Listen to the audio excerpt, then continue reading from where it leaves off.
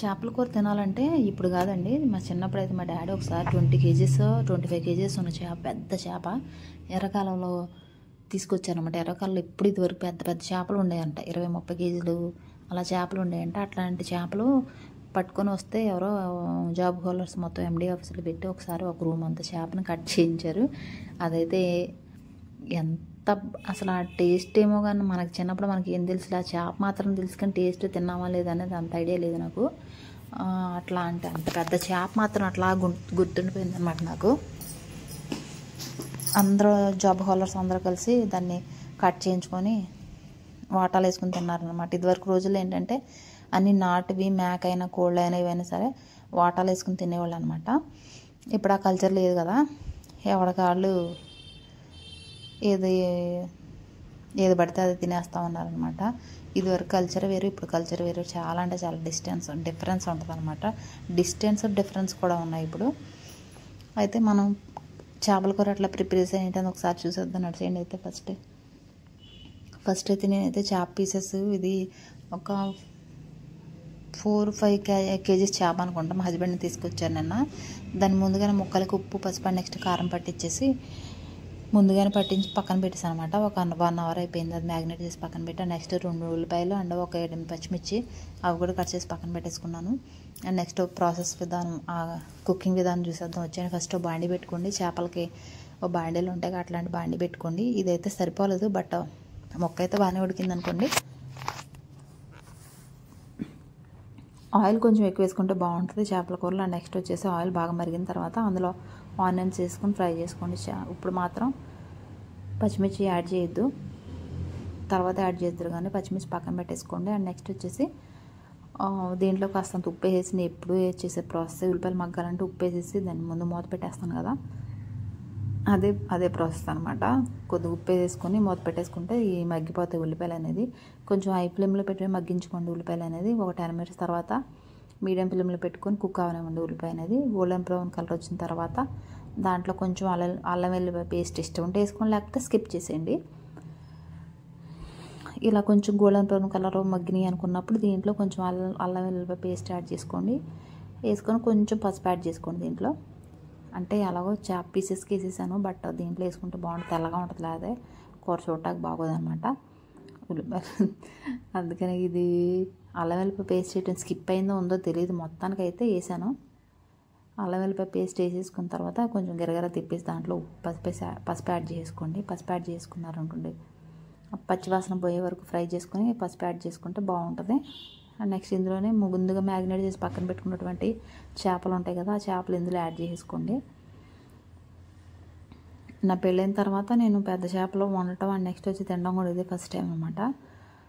ఇవి దగ్గర కొంచెం మందంగానే ఉన్నాయి చేపలు. చిన్న కేజీన్నర చేపలు అయితే కొంచెం పలచగా ఉన్నా కుక్ అవ్వడానికి త్వరగా అయిపోద్ది.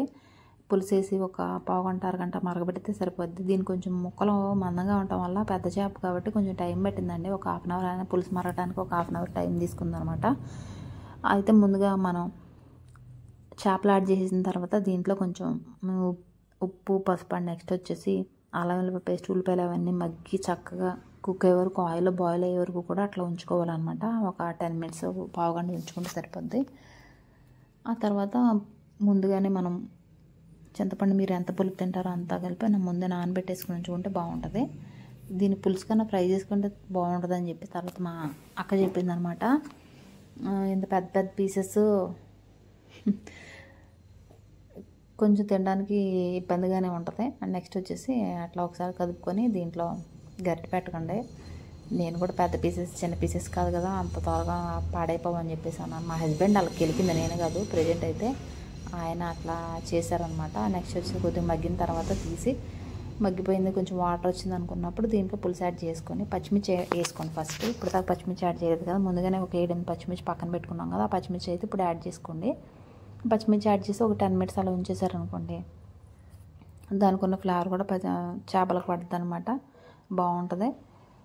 అండ్ నెక్స్ట్ వాటర్ వేసాను అనుకుంటున్నారా, వేయలేదు, కాకపోతే దాంట్లో కారం ఉండిపోయింది కదా, అది కొంచెం వేసాను అనమాట, అంతే.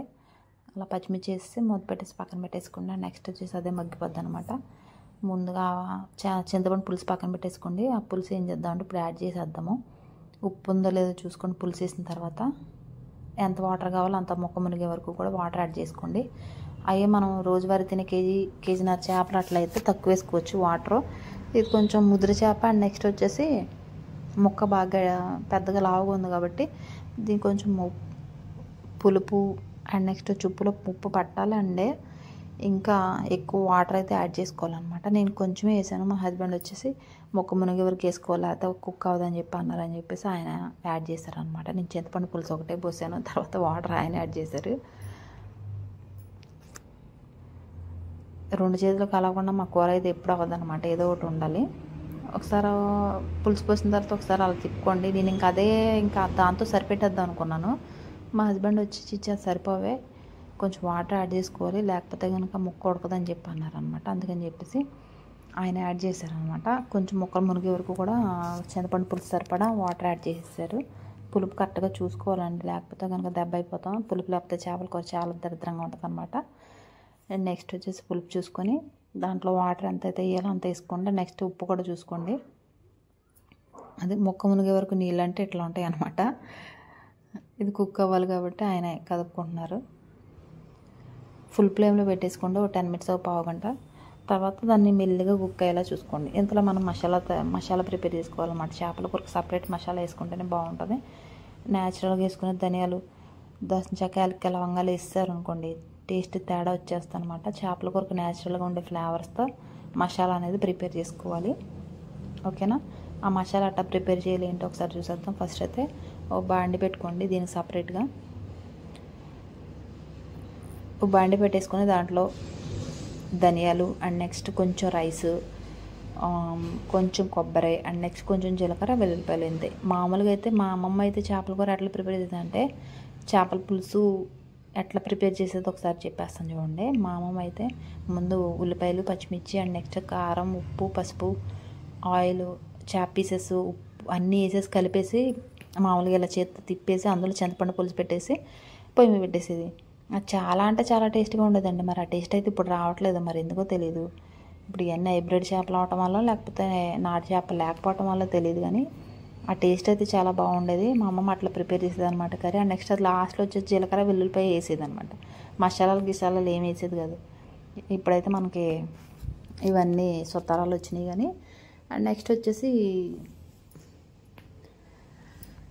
చెప్పాను కదా ధనియాలు, నెక్స్ట్ వచ్చేసి రైస్, కొంచెం జీలకర్ర ఎక్కువ వేసుకొని చేదు వచ్చేస్తుంది, మళ్ళీ కొంచెం వేసుకోండి పించ్. అండ్ నెక్స్ట్ వెల్లుల్లిపాయలు అండ్ చిన్న కొబ్బరి ముక్క, జస్ట్ అంతవరకు, ఎక్కువ కూడా వేయద్దు. కొంచెం ఫ్రై అయిన తర్వాత మంచి అరోమా వచ్చిన తర్వాత దీన్ని ఇంకా మిక్సీ పట్టేసుకుంటే సరిపోతుంది అనమాట. మంచి అరోమా వచ్చే వరకు ఫ్రై చేసుకోవాలి. ఎందుకంటే పచ్చి జీలకర్ర అండ్ వెల్లుల్లిపాయ వేసుకున్న చేపల కూర చాలా టేస్టీగా ఉంటుంది. చేపల కూర న్యాచురల్గా వండుకుంటే బాగుంటుందండి. మసాలాలు ఎక్కువ వేయకుండా సింపుల్గా, అల్లం వెల్లిపాయ పేస్ట్ కూడా వేయకుండా నీట్గా చక్కగా ఉల్లిపాయ, పచ్చిమిర్చి అండ్ చేపలు, ఉప్పు, కారం, పసుపు అవన్నీ కలిపేసి చింతపండు పులుసు పోసేసి పొయ్యి మీద పెట్టి వండుకుంటేనే ఆ టేస్ట్ వేరేగా ఉంటుంది అనమాట. చేపల కూర అనేది పొయ్యి మీద ఉడికితే చాలా బాగుంటుంది స్టవ్ కన్నా. అండ్ చేపల కూర అలా న్యాచురల్ ఫ్లేవర్స్తో వండుకుంటే నెక్స్ట్ జీలకర్ర, వెల్లుల్లిపాయ చెత్త కొట్టేసుకుంటే ఆ ఫ్లేవర్ వేరే అనమాట. మనం ఏంటంటే మసాలా రెడీ చేసుకునే విధానం బట్టి కూడా చేపల కూర టేస్ట్ అనేది వస్తుంది. మా అమ్మ అయితే మెంతులు ఎక్కువ వేస్తాను అనమాట. కొద్దిగా చేదు అనిపిస్తుంది కానీ ఫ్లేవర్ వేరే డిఫరెంట్గా ఉంటుంది.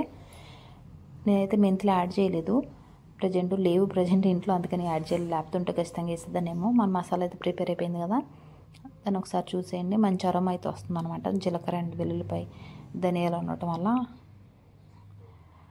నేను ఇంకా ఎలా ఉందో చూసేసి దగ్గర పడాలి కాబట్టి కర్రీ అని చెప్పేసి కొంచెం రైస్ యాడ్ చేయడం వల్ల దగ్గర పడిపోద్దాం, చిక్కబడిపోద్ది ఇది మొత్తం పులుసు అనేది. అందుకే మనం మసాలా యాడ్ చేసుకుందాం. మరీ ఎక్కువ వేయకండి, కొంచెం లైట్గా వేసుకోండి సరిపోద్ది. లేకపోతే మసాలా పౌడర్స్ కూడానండి ఎప్పటికప్పుడు స్టోర్ చేసుకుని ఉంచుకోవడం కన్నా అప్పటికప్పుడు ప్రిపేర్ చేసుకుంటే ఆరోమా మంచిగా ఉంటుంది అనమాట. దాని గురించి నేను అప్పటికప్పుడే ప్రిపేర్ చేస్తాను. స్టోర్ చేసుకోవడం ఉండటం కన్నా అప్పటికప్పుడు ప్రిపేర్ చేసుకుంటే బాగుంటుంది అనిపిస్తుంది నాకు. ఎందుకంటే ఆరోమా అంతా బయటకు పోద్దేమో అనిపిస్తుంది అనమాట. ఇప్పుడైతే మనమైతే మసాలా యాడ్ చేసేసాము. మసాలా యాడ్ అయిపోయింది కాబట్టి దీన్ని ఇంకా ఒకసారి తిప్పేసి మనం మూత క్లోజ్ చేసేసి ఒక 10 మినిట్స్ అలా ఉంచుకుంటే చిక్కబడిపోద్ది అనమాట. మన పులుసు చిక్కబడే వరకు ఉంచుకోవాలి కదా.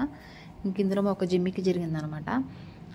మంచి పులుసు అంతా అయిపోయింది, ఇంకా చేపల కూర కట్టేద్దాం అనే టైంలో మనకి కరెంటు పోయింది.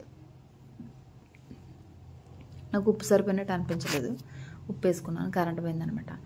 కరెంటు పోతే అబ్బా లాస్ట్కి వచ్చేటప్పటికి వీడియో తీయడానికి లేకుండా పోయిందే అనుకున్నాను. అండ్ నెక్స్ట్ వచ్చేసి అంత సరిపోద్దులే అని ఫిలప్ చేశాను అనమాట.